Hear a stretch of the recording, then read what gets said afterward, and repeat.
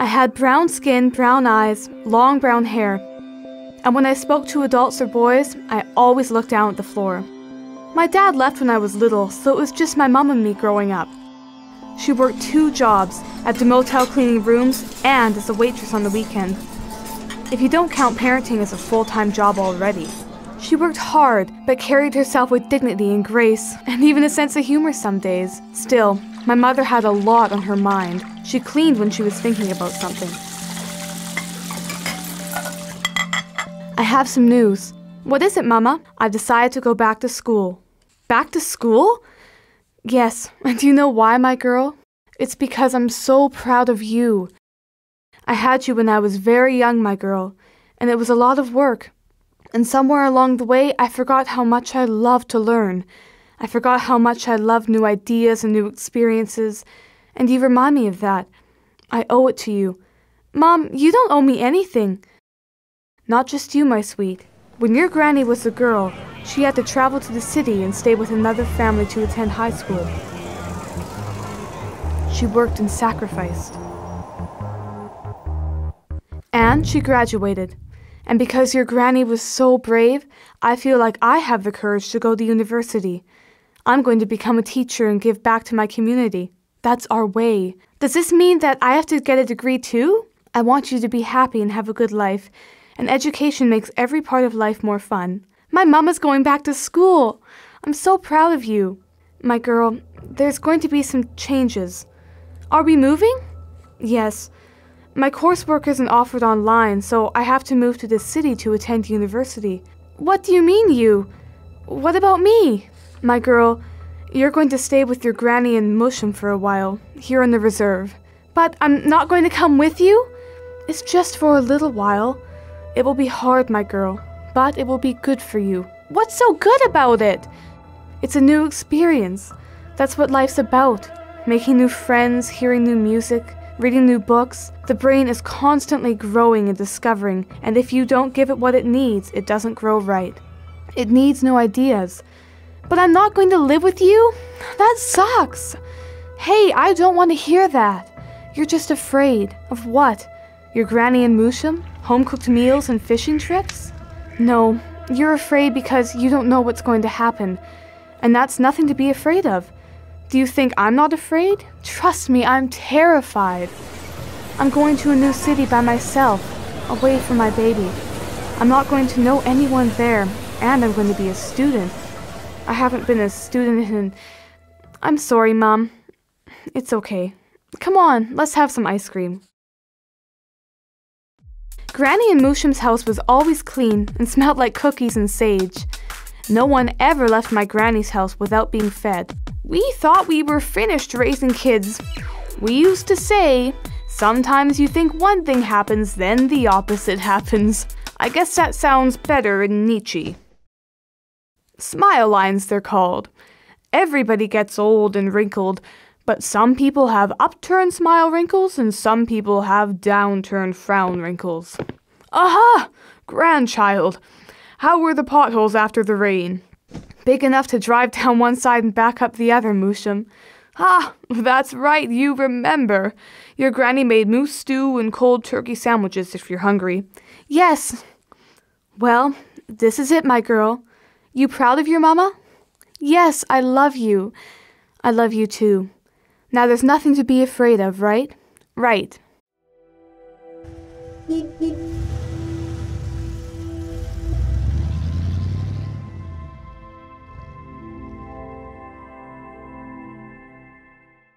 Tomorrow morning, you're going to have to wake up a little earlier to get to school, and I'll come with you. You don't have to come with me, Musham. It's not a problem. Well, Mom always lets me walk to school by myself. That was when you lived right next door to school. But still, my girl, it's not up for discussion. Why? Because it's not safe. Why not? Because it's a lot farther to walk now, and that little girl got attacked by dogs close by. Do you know her? Carissa? She's in the 5th grade. Then you know she's okay now, but she got cut up pretty bad by the dogs. What happened? Don't know. All I know is that her cousins found her in a bloody snowbank. Just in time, too. The police shot some of the dogs that still had blood on their fur. The dogs were just looking for food. Might as well shoot a whale for drinking water, or a snail for being slimy. To shoot those dogs is to do something our culture has never done. Things have changed, I know. But the stories... Okay, why don't you tell us? I will. I know you will. Here it comes. The dogs out here, they roamed once, but now they don't. It's because the dogs entered into a sacred pact with our people. Now we don't talk about this much anymore, but this is part of our story. It was a long time ago, before the internet. It was the coldest winter our people had ever experienced. There was no game. Their bones grew weary. The chief was desperate. The babies cried at night in hunger. A baby's cry is high-pitched so that her mother can hear her. It's the only way a baby can defend herself. It's a trickster, though. When the baby cries, not only can her mother hear, but so can predators. The dogs were also hungry. The chief could hear the dogs, restless in the night. He went out to speak with them. He lay out tobacco and sang a song, and asked the dog spirits for guidance to find food. The dogs knew if they helped the chief, showed mercy, they would give up their truth, to be wild and live off the land. Once man gave them a role in his culture, they could never go back. Desperate, the chief vowed on behalf of his people that if the dogs helped them that night, dogs would always have an honored place within our society, as messengers, companions, and protectors, as one with us. That night, the chief laid his head down and heard the hungry cries of the babies for the last time. In the morning, 2 dogs came to the chief, a male and a female, a sacred gift. The male dog was able to run ahead a great distance guided by his nose to find a herd of bison. He barked the message back to the female who guided our people for a hunt that saved our lives. Now forever, dogs and our people walk together. But over time, a change has swept over the land and we've forgotten our friends, our ways, and ourselves. But the dogs never forgot us. They're still out there, waiting for us to come back and honor our commitment to them, to take care of them as they've taken care of us, to respect what they gave up. Shooting them doesn't solve anything. Releases some of the pressure, but people need to do more. Like what? Well, for one thing, they have to get their dogs fixed. 2 dogs and their offspring can make dozens of puppies in just a few years. There are at least 200 wild dogs running around this reserve right now. It's expensive. Not everybody has a couple $100 extra to get their dogs fixed. Then they shouldn't have dogs. Yes, and rainy days shouldn't get you wet. I'm walking our Lisa to school, till things get better around here. My Mushin walked me to school every day, and that's how it came to be that we got to know each other so well. Mushin, tell me a story. What time is it? It's too early for a story. Musham! Okay. I'll tell you a story. Once upon a time, it was late in the 3rd period. Not that kind of story. Tell me a story about a princess. Okay. Once upon a time, there was a princess who lived in a castle. Yes, of course, who lived in a castle. And ate pancakes. Yes, she ate pancakes. Lisa, even in your dreams you can't eat a good breakfast? Keep walking. Don't look back. It's not good to make eye contact. I begged Granny for ham sandwiches today. Keep up. Keep walking no matter what.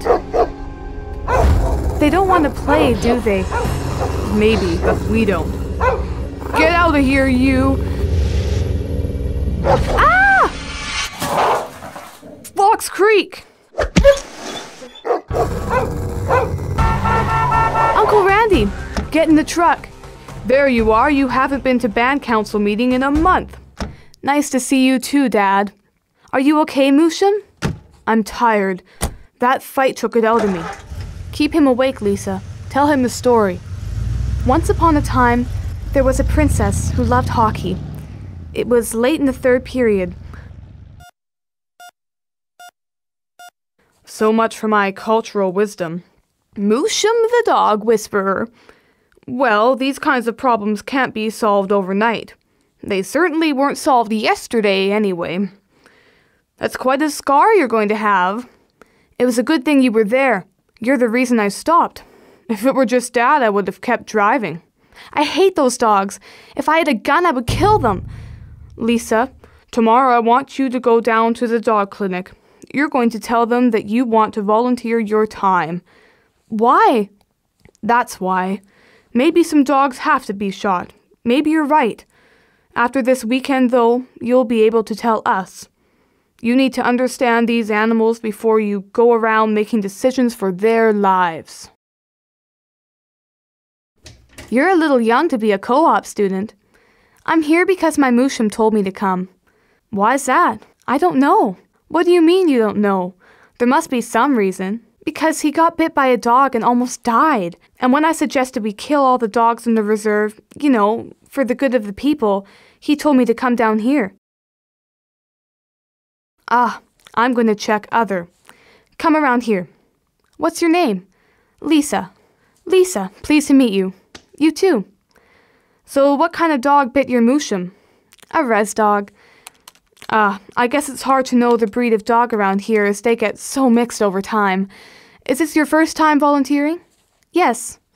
Well, dogs come in for different reasons. Here, let me introduce you to this guy. This little pit bull is Relic. He's a sick boy. What happened to him? He's got mange. Parasites that all dogs have, though most have natural resistors that stop the parasites from getting out of hand. How old are you? 12? Okay, well, there are two kinds of mange. With the first, the rash is localized to patches. With the second, all the dog's hair falls out and they have to be quarantined, which means placing them off by themselves in the room. The area where the dog sleeps must also be thoroughly cleaned. Relic can't stop scratching. It's the only thing that offers a little relief, and he doesn't understand that he's harming himself. What's going to happen? He's lucky this happened now. The nation was fortunate enough to pay for the dog clinic. We're going to administer a drug treatment to the affected areas. Normally, there would also be a series of skin scrapings to test the level of the mites. But we're only here for a day, so that's not going to be possible. We have to treat Relic and hope that it works. What about this one? His belly is all bloated. He looks really tired. Duke has distemper. Distemper? Yeah. See that fluid coming from his eye? He's got a fever, a runny nose, and doesn't want to eat. Duke's been sick for a while. It's a very serious disease and can be transmitted through the air. There is a medicine for distemper and all dogs should get their shots. He looks really sick. Is he going to be okay? Maybe. He's receiving all the treatments available, but a lot of dogs with this condition don't make it. Even some who do survive the illness often have to be well taken care of because it's a virus. What's important is that he has a chance to live. We can only do so much with the closest veterinarian so far away. Really, it's in the hands of the pet owners to take responsibility for their animals. The reason why roaming dog populations have gotten so out of control is that people don't spay and neuter their pets. You know what that means, right? It means get their pets fixed so they can't have babies. That's very important.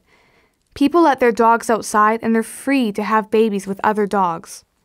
They have a litter of puppies underneath someone's house or in a shed, someplace, and no one can afford to take them all.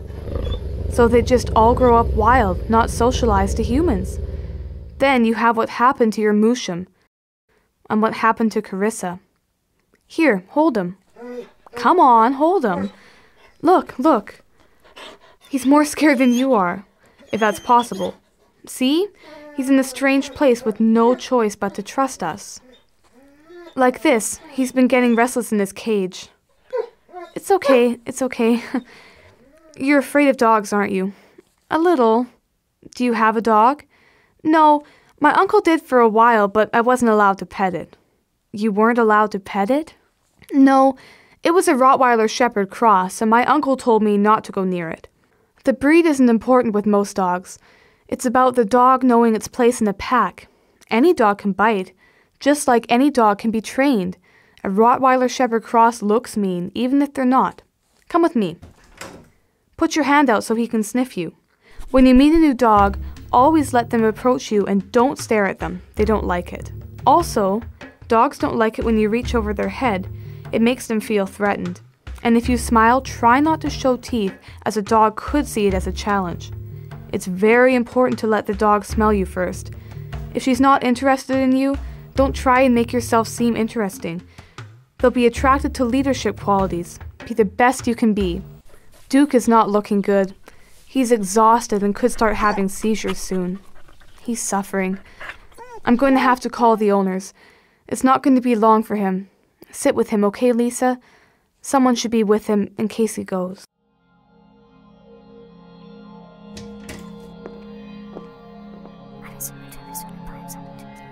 No! It's better this way, so Duke doesn't suffer anymore. There's nothing we can do.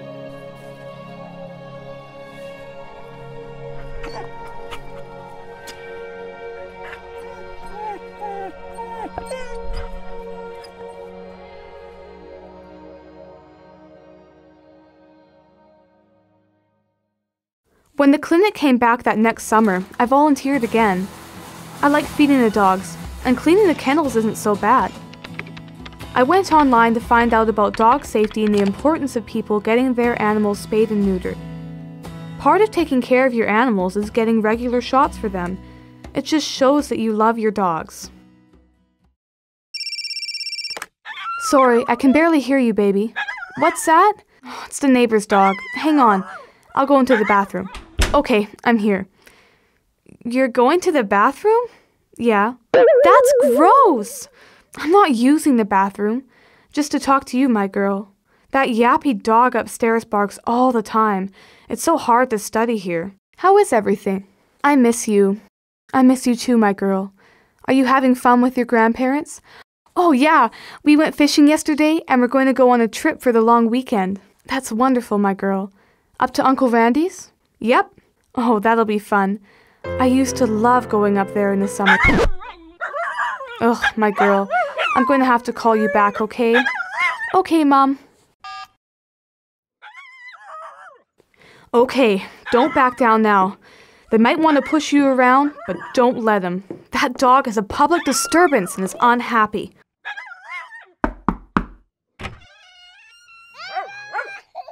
I was going to ask you to keep the noise down, but I can see there's nothing you'd like more yourself.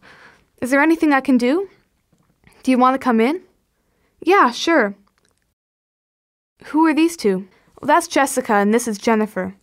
Hi girls, how old are you? I'm 7 and she's 5. Stop it! I wanted to tell her how old I am. It's okay. You can tell me what your favorite color is. Purple. Purple? That's great. You and I are going to get along great. Purple is my favorite color too. Really? Absolutely. And who is this guy here? That's TJ. Oh, he's cute. How long have you had TJ? A few weeks. He was abandoned, and he was just rummaging around outside and he didn't have a collar, so we brought him home. We put up flyers everywhere, but no one claimed him. So you're stuck with him? I'm trying not to see it that way, but something like that. Well, I think the first thing we need to do is get this guy outside for some exercise. I could take him for a walk. You'd do that? Yeah, I've been studying all day. I could use a walk. You're a bad liar. But we'd really be grateful. No problem. And I could come by again in the morning while you're getting the girls ready for school. Really? Sure, let's have some tea then. We'll chat. TJ, hey, what are we gonna do with you? We were trying to do something good. It can be hard to do good sometimes. Things have been difficult with the kid's father not around. Sometimes it's a little overwhelming. I know what you mean. If I help you, do you think you can stick it out a little longer?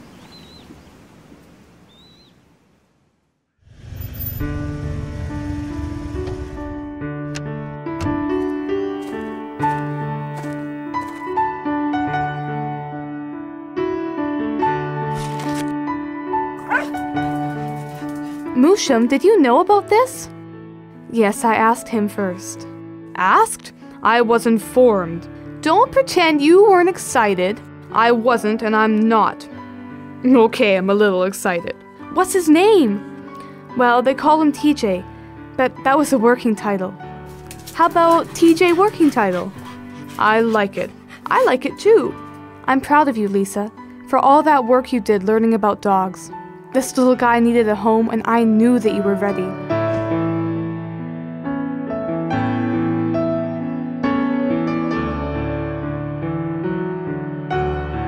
You look tired, my girl. I'm thinking that maybe I should move back home. Why is that, my girl? It's really hard. I miss my daughter. I'm all alone out there. We miss you too, my girl. You're really thinking about moving back? Yeah. Well, you could. I'll be proud of you no matter what you decide. What do you think? Maybe you should stay? Finish. Yeah? It makes me feel really good when I think about you in school. Listen to your daughter. I guess that's my answer then. My girl, it means a lot to other people around here too. Shows them it can be done. Just make sure you bring some of that knowledge back.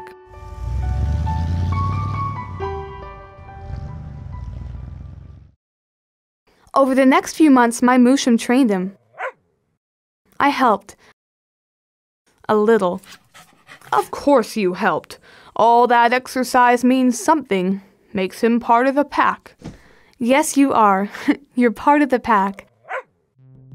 I remember Moosham's story. The chief was desperate to protect his people. He saw change coming and sought the dogs as allies. Gave them a role in our culture, as a messenger.